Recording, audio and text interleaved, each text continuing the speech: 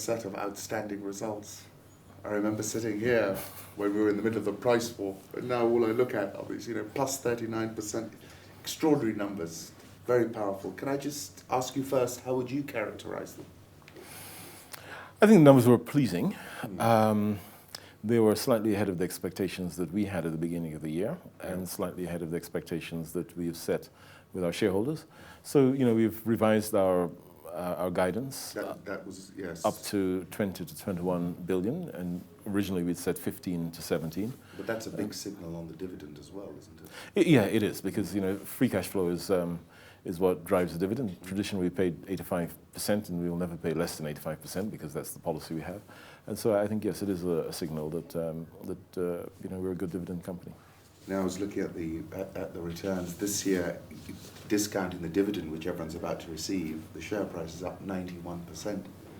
Yes. Last year you had you had an extraordinary return, and I went back to when you started, which was November 2010, as you said. It was 3 years ago, almost exactly. Yeah, it started on the 1st of November. And the return has been in excess of about 44% on an annualized basis, which really must rank right up there.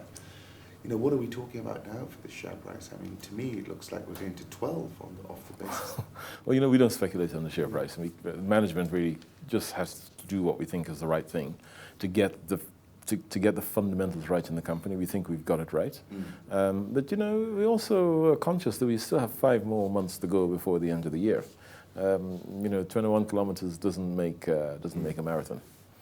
Now, going through the revenue, we saw strong revenue growth, I think plus 17. Voice, which people had written off, up 12%, so that's still performing. I mean, are you pleased with Voice? How do you explain the performance? We never wrote Voice off. Yes. I think the people who've written Voice off tend to look too much at the European and the developed markets, where people are moving in, people are rich, people have got smartphones, etc., etc. Here, we always knew that Voice is still a productivity tool for customers. People will skimp and save on food, but not on mobile phones, because it's an essential thing. And so we always knew that Voice would continue to grow. It's not a big surprise to us. And we've added 8% growth on customers as well, which has helped to lift Voice. So you're comfortable with Voice? You think it's going to remain strong? I mean, that's a big number, really. I think Voice will remain strong, but we never said it wouldn't. Yeah, fair point. Bob, your CFO was talking about an inflection point in mobile data. Now, we've been looking for this inflection point for a little while. I think people have been getting excited about it. What's the story happening there? Is this now the mass market uptake? Is this, how would you characterize? To be honest with you, the inflection point should have happened a bit earlier. And I was a bit rough on my team after the full year, when I said, it's great, we've had a good set of results, but actually data is still underperforming, because you'd expect that inflection point to come at around 30 to 35%, is what's happened in most other countries. I think we just got a little bit lazy, quite honestly. We got a bit lazy because our performance was masked by, our poor performance in data was masked by the strong performance on Mpesa. Yeah? If we didn't have Mpesa, we would have been beating ourselves up much earlier. But what we have now is a fantastic internet and content team. We've got a guy, Morris Minor. Yes. And Morris and his team has really been driving this thing. And I set the challenge to them at the beginning of the year, and I said, this year is a year that we have to make data work. And the guys have really pulled it off. And the things which are driving that is greater penetration on smartphones. I saw that number, 1.5 million you said on your network, and then you had a 3G number as well. Yeah. These are good numbers, aren't they? Of the 1.5 million, we've added 1 million in the last year. Wow. So we've driven it really, really hard. Now, VAT has had a little bit of a dampening effect in it, but we're encouraging people to use their loyalty points, and we're working with the vendors to try and get the price down to an affordable level. But our cheapest smartphone was at $65. And we're expecting it in the next 12 months to come down to $55. So we're working very closely with vendors like Huawei, like Samsung, like LG, to bring those prices down. So smartphones was the first thing. The second thing is smart pricing. Yes. And so we've bundled our prices in a clever way, which becomes more attractive to customers. And finally, content. So, most recently, you'll have noticed on TV, we've launched the YouTube challenge. Now, I wanted to do that thing more than a year ago. I've been saying to the team, come on, let's do this, because it's a bit of fun.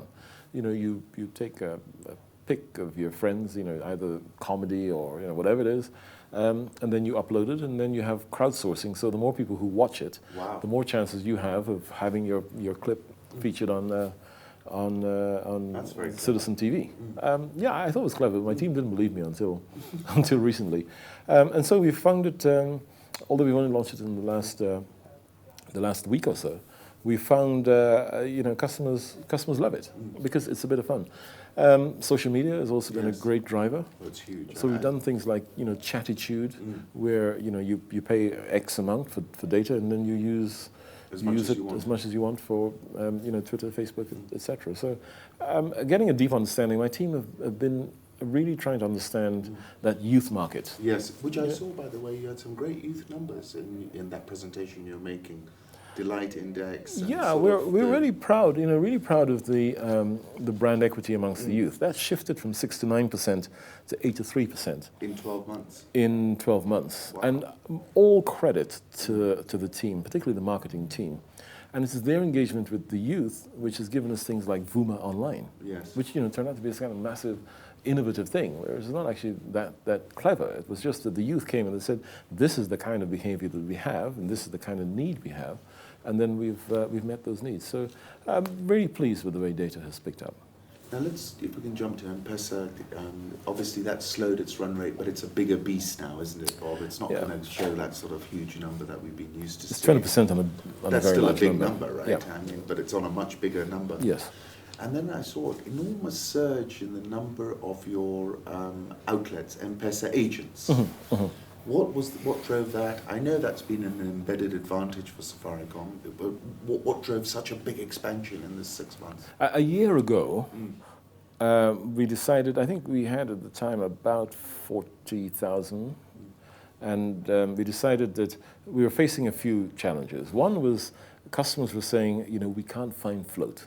So we go to the agent and they don't have enough float. Now we tried to manage this with carrots and stick and it didn't work. And so we said, let's just make this a bit more of an open market. So we decided to lift the floodgates, if you like. One of the really good side effects of this is the number of jobs which were created. Because if you think, you've got nearly 80,000 agents now. Jobs, particularly among young people, have been created as a result of this.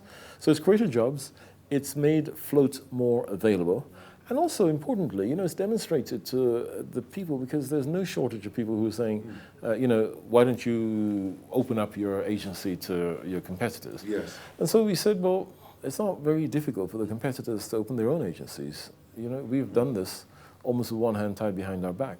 And so, we really encourage our competitors or other people wanting to get into that space, just go and create those jobs. We need to create jobs in the country. Don't just keep tailgating the guy who's in the lead. 5 billion shillings have been spent in the past 6 months on commissions to those agents. I saw that number, bigger than airtime. It's just tipped over the airtime number. And it's a tremendous success, and it's something that you should be very proud of, because it's increased the financial inclusion rate in Kenya. It's a sort of miraculous situation we've got here. Again, the CFO spoke about 94 billion shillings being transferred during one single month. It's a phenomenon. What are the next things for Mpesa? I heard you speak about you're plugging in more of the retail sector, the wholesale sector. Does the Mpesa ecosystem still have a lot of exponential growth? Yes.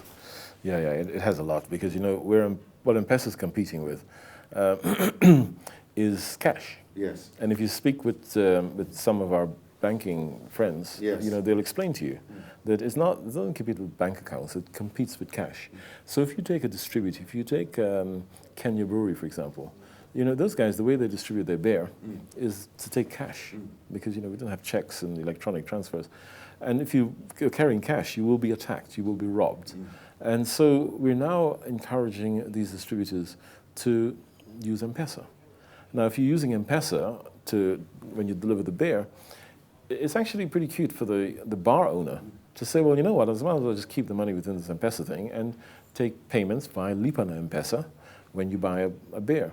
And so we think that it has massive potential for growth because it is simply competing with cash.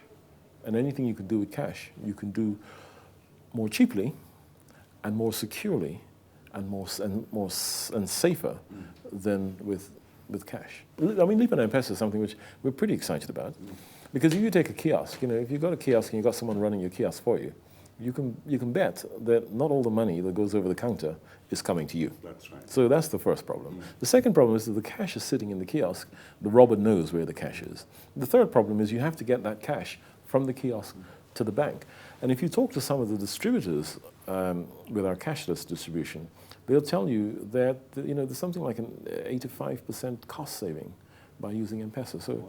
we think that we're never. One of the things we say in Safaricom is we like to go beyond the limit, and we don't quite see yet the limit on Mpesa. Now, just jumping from there to Mshwari, which I saw has got over 2 million accounts now. I think that was the figure you put up there. Has that been a great success? Are you happy with its progress? I saw very bullish comments coming out of CBA. Are you happy with the progress of Mshwari? I see you then subsequently did Mbenki. Is this now, are you sort of white labeling it, or how would you characterize your attitude? I know it's always been collaborative, but what's happening with that? Yeah, white labeling is an interesting phrase. We never thought about it that way. I think CBA should be justly proud of what they've achieved in this partnership. They took the risk, and it's certainly paid off. Now, they've grown their customer base up to nearly 3 billion people. I don't know the exact number. Biggest retail banker now. By working in partnership with us. We really, and you mentioned Mbenki with KCB, the smart thing about KCB is that they're a very innovative company. And KCB simply recognized M-Pesa as being a convenient way of paying. And so we use the pay bill to assist them to achieve what they want to do. And we do lots of other things with other banks. So there are banks who look at us in trepidation and say, you guys, you're coming into my space. Which is fine, they are entitled to their opinion. And then we've got the banks who say, hey, come on, how can we come and get into partnership with each other to do that thing which we really want to do in Safaricom, and that is to deepen financial inclusion. When on Mshwari we say you can save 1 shilling. Yes. The bank can't save 1 shilling, so we're not competing with that bank. What we're doing is we're deepening financial inclusion. And the banks who want to work with us, then, it works. Is getting a banking license for you still over the horizon, or is that something you might look at? No, not really. Why would we do that when we can partner with so many good partners? We've got KCB, we've got even the foreign banks like Barclays. They're all partnering with us to do things. Can I jump to what was your strongest growth, which was an SMS, curiously enough, 49%. What led that? Where did that come from? I must confess that actually was a bit of a surprise. Yeah, that was the strongest number, I think. If you look at the behavior of young people, you'll see that they act and behave differently to you and I. Yes. We're on the phone. Actually, we're not, but young people, they do this quite a lot. Yes. And in Europe and the rest of the world, what they do is they do WhatsApp. Even you and I use WhatsApp. But here, of course, the smartphone penetration isn't sufficient. It hasn't reached the critical mass. Even BlackBerry never really got to that critical mass. But they still need to do the same behavior. So they still need to send text messages, almost like instant messaging. And so what we did is we bundled the pricing in such a way that it became attractive to customers. Now, we used to have unlimited SMS, and that didn't make any sense, but because people started to really kind of commercialize it. You said there were a few people who were just using it. There are a few people who really, we had some people who were sending 500,000 SMSs a day. That's not an individual. Yeah. So we try to repackage it in such a way, and I think clearly the numbers show that the packaging is right. A lot of people put it down to Bonyeza and Tetemation and stuff like that. Not really. I mean, those were interesting promotions, but they weren't really designed to drive the SMS business that much. Just turning back to, somebody was asking me saying, Ali Khan, the brand is so successful. What do you put down to the connection that you have as an individual with so many Kenyans, the connection that the brand has with so many Kenyans, which is a multiple of whatever your competitors are doing? And I think it's really a big competitive advantage. And from the numbers you showed us, you've improved that sense of connection. Is that right? I think we are connected. Yes. We talk within Safaricom of wanting to transform lives. Yes. And I think that is recognized by customers. So everything we do, whether it is, we just give you the Mpesa examples and the Lipa na Mpesa type of examples, the stuff we do for sustainable development, the water projects. Congratulations on that, by the way. Been a leader. Yeah, we've taken this seriously because we believe that we are, we like to see ourselves as being a development partner for government. So this afternoon, Yes. we're really proud to announce that our intention to roll out free Wi-Fi for all public schools in tandem with the laptop project. Yes. So as the laptops and the products get into the schools, we will provide free internet connection. Why would we do that? Well, because government isn't full of cash. They've got some big challenges to face. At the same time, we do need to educate our children because we need to lift Kenya into a middle-income economy. And so if we have the technology, why wouldn't we do that? And I think these are the kind of things that helps the connection between Safaricom and it's the community in which it serves. But sometimes people say, you guys can be self-serving. Well, if you call that self-serving, then I think I'm cool with that. Yeah. Because it will mean that a lot of children will get a better education. And that's fine. I mean, name calling doesn't really worry us too much. Government relations. Can I just quickly touch on that? A couple of weeks ago, some of your friends were worried that you weren't going to make it on Tuesday night. And there was an episode, I think, that flashed across social media that you actually you actually saw the inside of a station, I think. How would you characterize the relationship? You are the biggest taxpayer. Obviously, that was surely not a pleasant experience. Is everything on an even keel? Or do you think that was an overreaction? What was that? Yeah, I think, sometimes, there's a bit of a blip in a relationship. I don't even call it that. I think there was a bit of a misunderstanding, which was cleared up very quickly. We like to see ourselves, as I said, as a development partner. Yeah. So, of course, we pay more tax than anyone else. We also pay to the government more, a higher dividend than anyone else. And, you can see where we're heading this year. The dividend will be even higher, we anticipate. And so, I think government recognizes that. But also, if you recall, when the laptop thing started, we didn't run into this to say, hey, we want to be part of the laptop tender. We said, let's just sit and let's just figure out what role we can play on this development agenda. And once we discussed it, and we discussed it with the board, we said, why do we do this? Because we think this will help government. So I think we have a very strong relationship with government. We also have a very strong relationship with the regulators. Sometimes it helps to sell newspapers when we see this clash between CCK and Safaricom. But actually, it's a relationship. We speak to the regulator every day on a range of issues, because we all take this industry seriously, and we are there to do the same thing, and that is to develop ICT in this country. And as I said in the presentation earlier, I think if we do the right things as a country, there's no reason why this country shouldn't take its place as the ICT hub of the region. This place does not belong to anyone else. It belongs to us as Kenyans, and we have a small role to play in that. So I remember you saying we should have higher ambitions than being the regional ICT hub. At the IMF, you were saying we should be in Africa, and why not a global hub? We're a very ambitious company, and we like to think of ourselves as being globally competitive. And when people talk about us as being dominant and you're getting too big, we think that's a very small-minded approach. We like to think of ourselves as competing with any mobile operator in any part of the world. We think we are as good. We're relatively small, but even saying that, we're the cheapest prices in Africa. We're delivering the cheapest voice prices and also the cheapest data prices in Africa. But look at the impact that we have as a company. I often say, and you've heard me say this for the past 3 years now, We don't measure our output, we measure our outcome. Yes. And these numbers is part of it, but the outcome of what we do is about educating children, it's about economically empowering people, etc. But there are not many people who've delivered these types of returns, and I think we'll be interested to see what happens tomorrow. What is the next step? How do you keep this going? I mean, if you look through the revenue numbers, all up, double-digit growth, some at messaging of plus 48.71, mobile data at 43.1. Where does where are you looking next?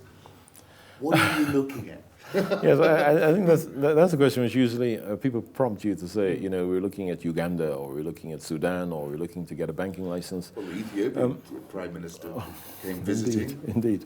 Indeed. We tend to see things in a very simple way. We're not that smart as a team of 3,896 people. We say, when we wake up in the morning, what are we going to do today? How can we transform lives? And tonight we're going to go to bed. The whole team will go to bed, and we'll say, by providing free internet connection to public schools. And that makes us feel good. Yes. And then tomorrow, it might be a road safety thing. And the day after that, it might be how do we help fewer mothers to die in childbirth and those things. And we just, it's like walking. We just take one step at a time. So anything else you'd like to add? I mean, I've got to commend. I was scared when you asked me what are the numbers, and I was worried that I was going to be way too high. But I mean, I think they've been higher than the top estimates I've seen. Frankly, I don't think anyone had these numbers. Well, as I said, we're pleased with them, but we've been relatively pleased with our performance throughout the past 7 months, because actually we're now in the second half. The team are very motivated. Yes. The team can see the difference that we're making, and of course, when you're delivering a good set of numbers, it's easier to manage the team. But I'd say that for me, the happiest I am actually is about the performance of the team. The numbers kind of roll out of it. The team are well connected and are driving very hard. And at Safaricom, we don't like getting silver medals. We just go for gold every time. Bob, you're on the UN Global Compact. I know you take it very seriously. How has that informed the way you've managed this company? I know, for example, that there has been some attrition. You've had a very strict policy. Did that cause any issues when you started implementing that? Because surely it's a higher standard than the average corporate in Kenya at the moment. Well, I'm going to be cautious about talking about other corporates. However, I think that we can't escape the fact that corporate ethics in this country is not where it should be. Actually, corporate ethics across the continent is not where it should be. And I think by operating to a higher ethical standards, what we have done is we've made life easier for us. Now, of course, if you ask me, do I still have fraud and corruption in the company? The answer is yes. Ask me to pinpoint it, it's going to be difficult, but we do find it. So the previous year, 114 people left the company. Last year, I think it was about 35 people. When you look at 3896. It's a biggish number. Last year it was 35. But we lose people because they steal, because they disclose customer data. A whole range of crime. But we're uncompromising about it because it's not our money. It's those people who saved their money to buy the shares a few years ago at 5 shillings or whatever price. Now they've had a good return now.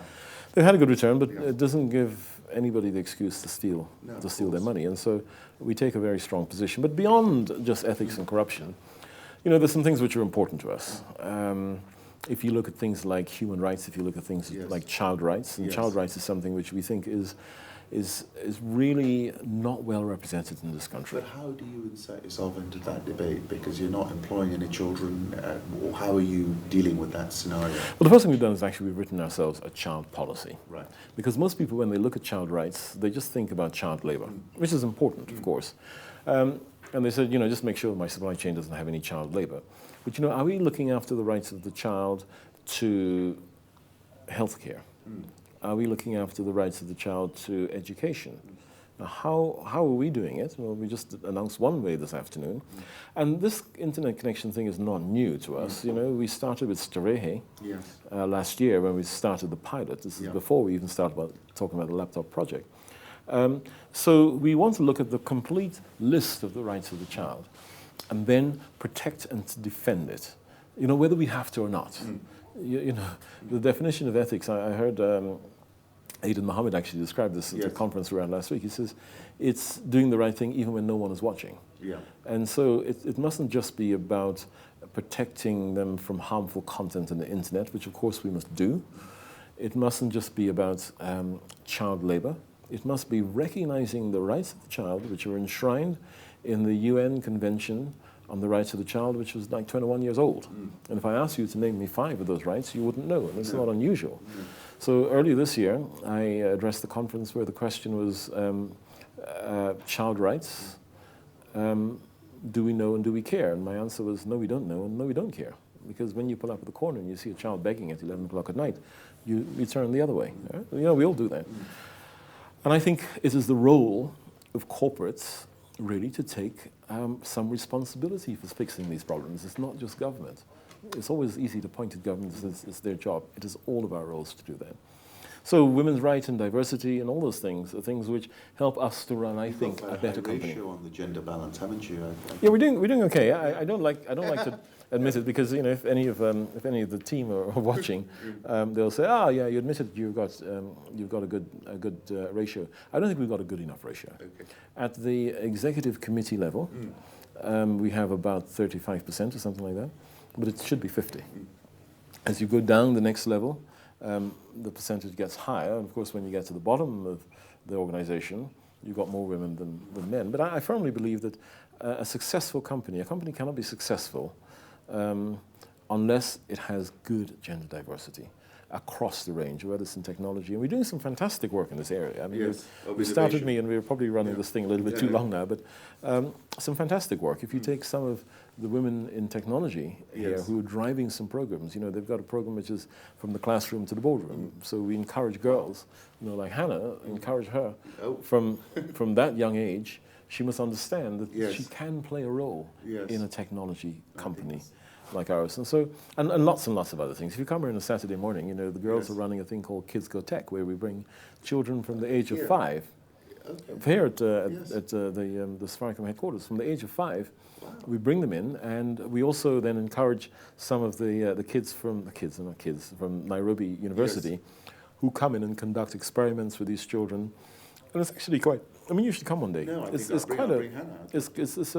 a fun thing to do, but it's taking our responsibility for bringing women into business. And you know, here recently we've opened up our creche, which is fantastic. You should come see it one day. I'd like to. Because we believe that a mother mustn't have to have a dilemma about, do I go to work or do I stay home and look after this child if my home help is not there. Just bring the child to work. I mean, you know, it's not a problem. It doesn't cost anything, and it's a very well equipped creche with professional childcare workers. Mothers who want to breastfeed, you know, can do so with dignity. So these are the things that we think are important, and these are the things which make us a good place to work. And if we're a good place to work, then the output is, I guess, what you see here. I'm going to wrap up, but I think really outstanding numbers. Thank you. I think it's been an outstanding. I remember sitting here the first time we did it. We had lots of irrational pricing going on, and it's really, you brought it a long way. Up now over 90% this year. I think it was up about 140 over 2 years. I mean, this really ranks. You've delivered for shareholders. I think you've delivered for your people at Safaricom. And I took a photograph actually this morning, this afternoon, looking at your entire team. And it's very Kenyan, and I think it's been incredible. It's a fantastic team. I'm so proud of my team. And I think what's amazing is the way you've connected in this way, that, you know, we all feel you're Kenyan, everyone thinks you're Kenyan. Yeah, but it's not about me, it's about the team. And you know, I really, you're very, I think you're being a bit reticent. I'll give you credit for it, because I really think if people looked at where you are today, where it started, it's been an incredible journey. And I think you're going from strength to strength, and I congratulate you for all you've done. And I think, you know, in a way, it's your company that's put us on the global map. And it's worth remembering that. On behalf of the rest of the team, I'd say thank you very much. Thank you. Thank you. Thanks. Thanks.